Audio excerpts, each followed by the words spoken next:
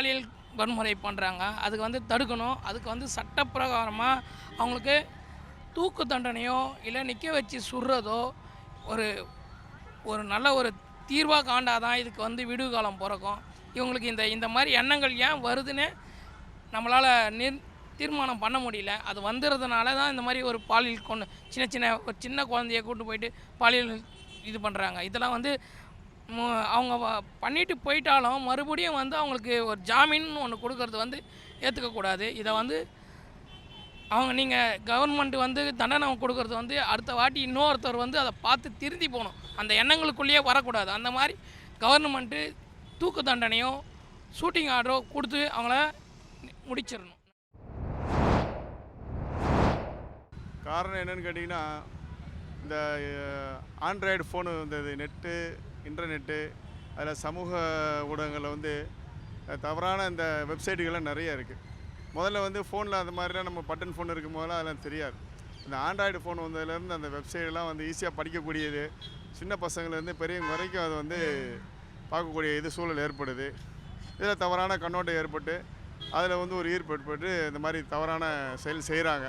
அது ரொம்ப கண்டிக்கக்கூடிய விஷயங்கள், இது வருத்தப்படக்கூடிய விஷயம். இதுக்கு தண்டனைகள் வந்து கடுமையாக கொடுக்கணும். இந்த மாதிரி பாலியல் தண்டனைகளுக்கெலாம் வந்து நீங்கள் சவுதி அரேபிய நாடுகள்லாம் பார்த்தீங்கன்னா கையை வெட்டிடுவாங்க, பிறப்பொறுப்பை வெட்டிடுவாங்க. இந்த மாதிரி தண்டனைகள் நிறைய இருக்குது. அதுக்கு கேட்டகரி வைஸ் இருக்காது.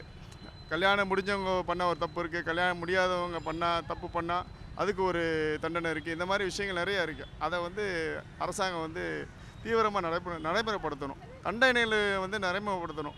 குற்றவாளியை தப்பிக்க விட்டுறாங்க. குற்றவாளியை அரசியல் பின்புலம் இருந்துச்சுன்னா அவங்கள அசால்ட்டாக விட்டுறாங்க. அந்த கேஸை கொஞ்ச நாள் நடக்குது, அதுக்கப்புறமேல் அதுக்கு என்ன தீர்வு கிடச்சிச்சு, அதுக்கு என்ன தண்டனை கொடுத்தாங்கிறத மக்களே மறந்துடுறாங்க. ஸோ அதை வந்து நம்ம தண்டனையை வந்து முழுமையாக்கணும், அவ்வளோ கடுமையாக்கணும். ஃபஸ்ட்டு பசங்களுக்கு அந்த அவேர்னஸ் வேணும். நம்ம வீட்டில் வளர்க்குறதுலேருந்து இப்போ என்னோடய குழந்தைக்கு 2 வயசு ஆகுது. இப்போவே நான் வந்து என் குழந்தைக்கு வந்து என்ன சொல்லி கொடுக்குறேன் அப்படின்னா, யாருமே வந்து ஒன்று ஸ்டமக்லேயோ மேலேயோ அப்படி டச் பண்ணக்கூடாது. இங்கே தட்டுறாளா, அதுவும் இப்படி பண்ணால் தட்ஸ் ஓகே. இல்லை உனக்கு டிஃப்ரென்ஸ் தெரியும் நான் எப்போயே சொன்னாலே என் குழந்தை வந்து கரெக்டாக நான் கீழே பொறிச்சு என்ன பண்ணணுமான்னு கேட்பேன். நான் போனால் ஓகே, பட் நான் இல்லாமல் வேறு யாரு கூட தாத்தா பாட்டி அவள் கூட போனால் நான் கேட்பேன் என்ன பண்ணும், யாராவது தொட்டால் நோ சொல்லணும். ஸோ இந்த மாதிரி நம்ம ஸ்டார்டிங்லேருந்தே கற்றுக் கொடுக்கறது பெட்டர். ஸ்கூல்லையும் கற்றுத்தரணும், பட் பிஃபோர் ஸ்கூல் நம்ம வீட்லேருந்தே ஆரம்பிக்கிறது is always better. First awareness வேணும், இன்னொன்று இந்த தைரியம் வேணும். இந்த தைரியம் சொல்லி கொடுக்கறது ரொம்ப இம்பார்ட்டன்ட் நினைக்கிறேன். பிகாஸ் நிறையா பேர் வந்து ஐயோ நம்ம இது போய் சொன்னால் நம்மளை தான் தப்பாக பேசுவாளுங்கிற ஒரு தாட்டில் இருக்குது. ஸோ அப்படி இல்லாமல் என்ன வந்தாலும் ஃபேஸ் பண்ணலாம், அதை கொண்டு வரணும், அந்த தைரியம் வரணும். அந்த குழந்தை வந்து பேரண்ட்ஸ் கிட்ட ஃப்ரெண்ட்லியாக இருக்கணும், நம்ம தாத்தா பாட்டிக்கிட்ட ஃப்ரெண்ட்லியாக, அப்போ தான் அதுங்க வந்து அந்த உண்மையை சொல்லும். ஸோ அந்த பிலீஃப் கொண்டு வந்து அவளை அந்த வெளில கொண்டு வர வைக்கணும். வந்து ஆக்சுவலி ஸ்ட்ரிக்ட் பனிஷ்மெண்ட் கொடுக்க ஆரம்பிக்கணும். முதல்ல வந்து தப்பு பண்ணால் ஸ்ட்ரிக்டான ஒரு பனிஷ்மெண்ட் கிடைக்குங்கிற ஒரு பயம் இருந்தால் தான் இந்த மாதிரி தப்பு நடங்காது. ஸோ நம்மளை ஓகே ஃபைன் கட்டிட்டு விட்டுடுவா, ஒரு வாரம் ஜெயிலில் வைப்பா, ஒரு மாதம் வைப்பா, பெயிலில் வந்துடலாம். ஸோ இந்த மாதிரியான அந்த லூப் ஹோல்ஸ் இருக்கிறதுனால தான் தொடர்ந்து இந்த மாதிரி நடந்துகிட்டே வருது. தட் டூ ஒரு 6 மாத குழந்தை 7 மாத குழந்தைகிட்டலாம் இந்த மாதிரி நடக்கிறது காரணம் இதுதான். ஸோ ஸ்ட்ரிக்டாக லா என்ஃபோர்ஸ் பண்ணி தப்பு யாராக வேணா இருந்தாலும் இதுதான் பனிஷ்மெண்ட், லைஃப் டைம் இம்ப்ரிசன்மெண்ட், இல்லை பப்ளிக்கில் விட்டுடுவோம், இல்லை ஹேங் பண்ணிடுவோம், இந்த மாதிரி ஒரு ஸ்ட்ரிக்டான இது வந்தால் தான் இது கம்மியாகும். That is what I feel.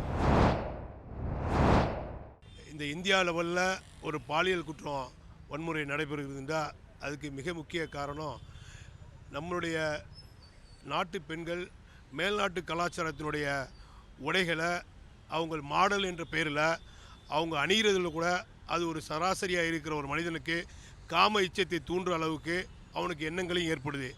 அதனால் இந்த பேட்டியின் காரணமாக என்னுடைய ஒரு கோரிக்கை என்னென்னா, பெண்களுடைய சமுதாயத்திற்கு நம்மளுடைய தமிழ் கலாச்சாரத்தின் அடிப்படையில் நம்ம ஆபாசம் இல்லாத உடைகளை நம் முன்னோர்கள் எப்படி பின்பற்றினார்களோ அப்படிப்பட்ட உடைகளை நம்மளுடைய அங்கங்கள் வந்து நம்முடைய கட்டியவனுக்கு மட்டும்தான் காட்ட வேண்டிய அங்கங்களை அடுத்தவனுக்கு காட்ட முடியாத ஒரு விஷயத்தை நீங்கள் மேல்நாட்டு கலாச்சாரத்தை பின்பற்றாமல் நம் தமிழகத்துடைய கலாச்சாரத்தை பின்பற்றி வாழணும். அதுவே உங்களுக்கு சிறந்ததாக இருக்கும். இப்படி நீங்கள் மேல்நாட்டு கலாச்சாரத்தை பின்பற்றி ஒரு ஆடைகளை ஆபாசமாக அணிகிறதுல கூட ஒரு தனி மனிதனுக்கு ஒரு காம இச்சைகளை தூண்டி அவன் பாலியல் குற்றத்தில் ஈடுபடுறதுக்கு கூட வாய்ப்பு இருக்குது. எல்லோரும் நாம் தமிழகத்தினுடைய கலாச்சாரத்தை பின்பற்ற வேண்டும். நம்முடைய தமிழ் இனத்தோடு நம்முடைய தமிழ் மரபோடு நாம் பின்பற்ற வேண்டும் என்று கேட்டுக்கொண்டு